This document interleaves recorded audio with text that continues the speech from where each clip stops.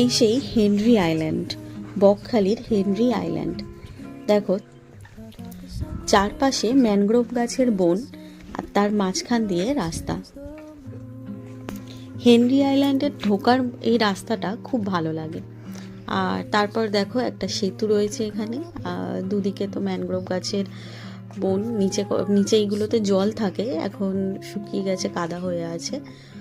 আর এই যে পোলটা ক্রস করে হেনরি আইল্যান্ডে যেতে হবে। এখানে ভারী কিছু ওঠা বারণ আছে, বোট টাঙিয়ে দিয়েছে।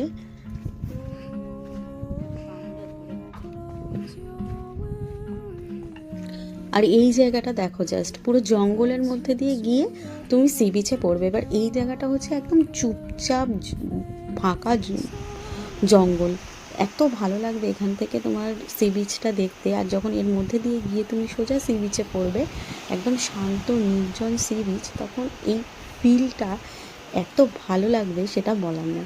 আর দেখো কত শান্ত নির্জন সি বিচ, মানে দীঘা বা পুরীতে এরকম সি বিচ কল্পনাও করা যায় না। সেখানে তো শুধু মানুষের কোলাহল আওয়াজ শোনা যায়, আর এখানে চুপচাপ নির্জনভাবে শুধু তুমি সমুদ্রের ঢেউয়ের গর্জনই শোনা যাবে।